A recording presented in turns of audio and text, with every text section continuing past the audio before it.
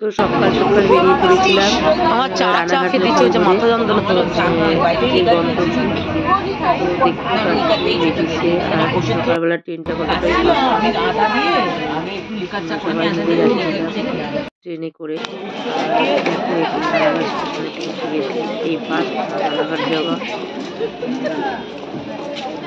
রানাঘাট জংশনটা যে এতটা বড় কোনোদিন এইরকম কোনো অভিজ্ঞতা হয়নি, কারণ কল্যাণীর বাইরে কোনোদিন ওই দিকটায় যাওয়া হয়নি। যাওয়া সর্ষে বাগান, এই বাগান চলে গেছিলাম সর্ষে ক্ষেত, সর্ষে ক্ষেত, সর্ষে শাক নিয়ে দাম বেশি হবে। কত পয়সা? হ্যাঁ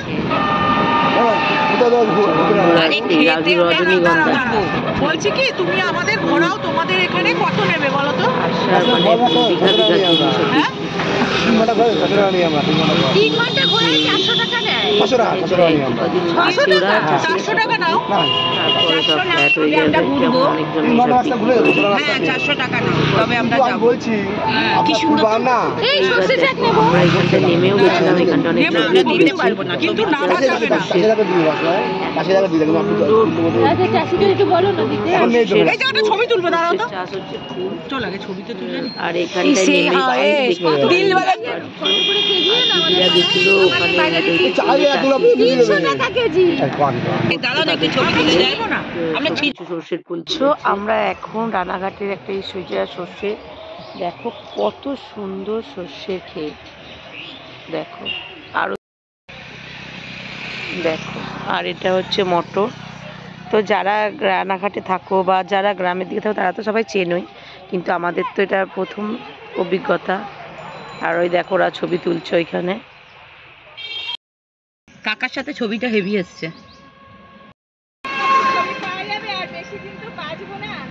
বললাম এরা মরে গেলে কেউ চাষ করার লোক নেই, ওই যে কেউ এখন চাষ করে না, কেউ চাষ করে না। চাষি উনি সবাইকে একটা প্যাকেট দিয়েছে,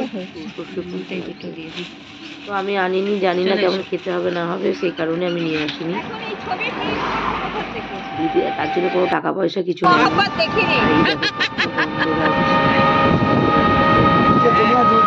এটা শুনলাম হাইব্রিড গন্ধরা, সরি রজনীগন্ধা। কেন গো ছবি কেন থাকবে? চাষ করার লোক নেই তো।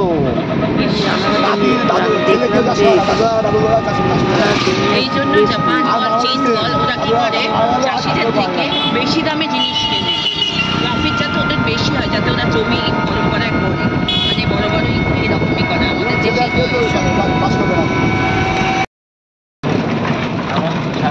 এগুলো তো সর্ষে হয়ে গেছে, সর্ষে হয়ে গেছে। এটা মনে হয় আগে থেকে বানাচ্ছে। হ্যাঁ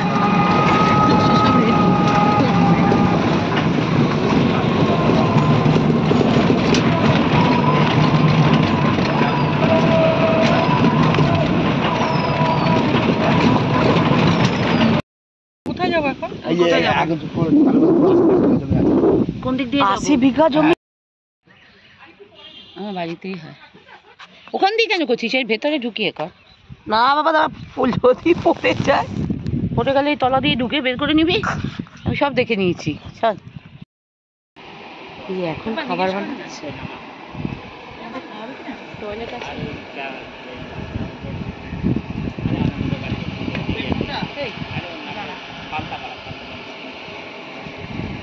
কোন দিক দিয়ে শুরু করবো? ও দেখো এদিক দিয়ে যেতে দেয় না, কাউকে দেখা যাচ্ছে না।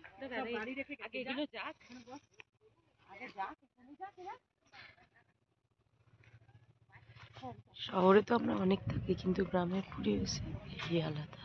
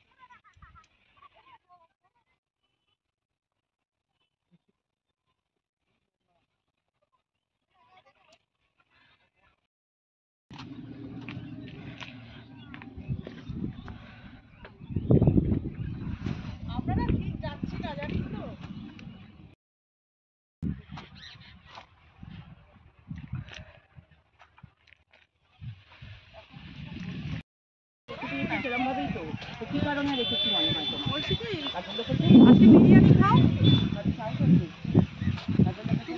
বিরিয়ানি খাও, ও ভাত খাও।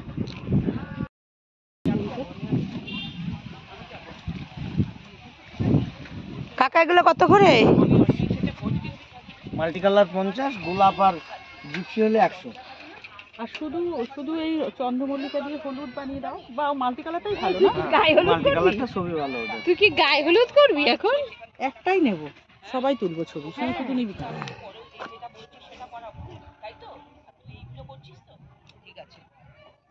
কিভাবে লাগবে কালার চয়েস করুন, বানিয়ে দেবো।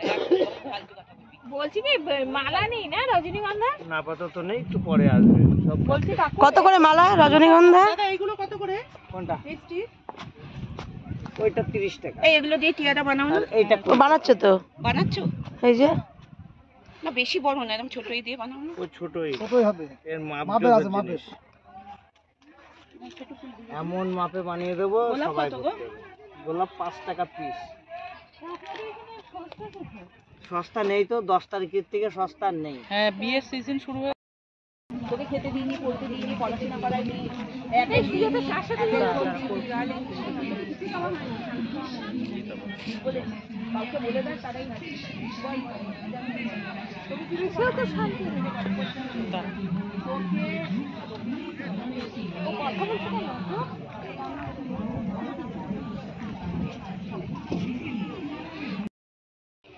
টোটাল ওই ওটা লাগাও মাথাতে। এই দে আমাকে একটু দে।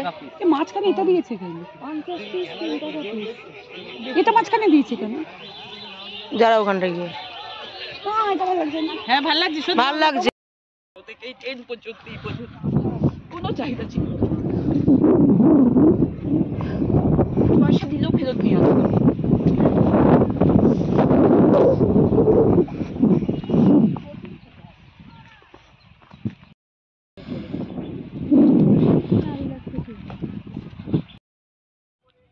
নিয়ে আসবে, থাক তুমি বাড়িতে নিয়ে আসবে, এবার থেকে বাড়িতে নিয়ে এসে গল্প আমি মাকে বলবো।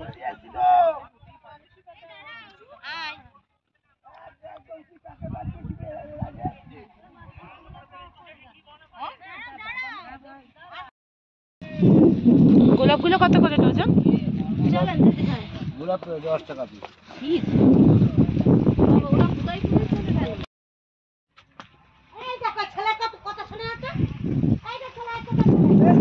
তাতে তোমার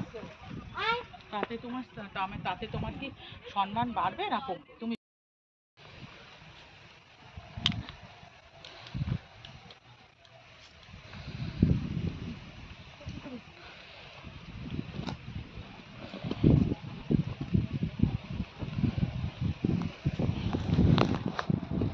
ছবিটা তোল। দাদা তুলছি তো।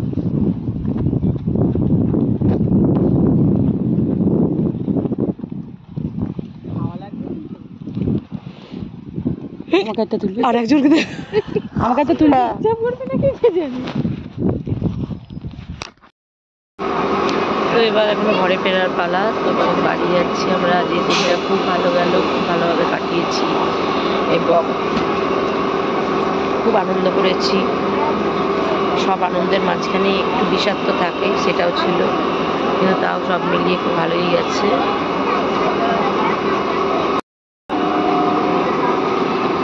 আর এই যে রানাঘাট স্টেশন এখন বসে আছি। তো ফ্রেন্ডস, আমি অনেকক্ষণ আগে বিকেলবেলায় বাড়ি চলে এসেছিলাম। এসে খুব টায়ার্ড ছিলাম বলে আর কোনো ভিডিও আর কিছু দেখাতে পারিনি। তো সন্ধেবেলা উঠে রুটি করলাম, তরকারি আর ডিমের অমলেট করলাম রাতেবেলা 9:30 নাগাদ। তারপরে আসার সময় তো মিষ্টি আর নিয়ে এসেছিলাম। আর ট্রেনে একটা এর থেকে ওই লালুবুলু, তারপর ঠেকুয়া টাইপের ওইগুলো যেগুলো ওঠে, ওটাও নিয়েছিলাম আমরা সবাই। তো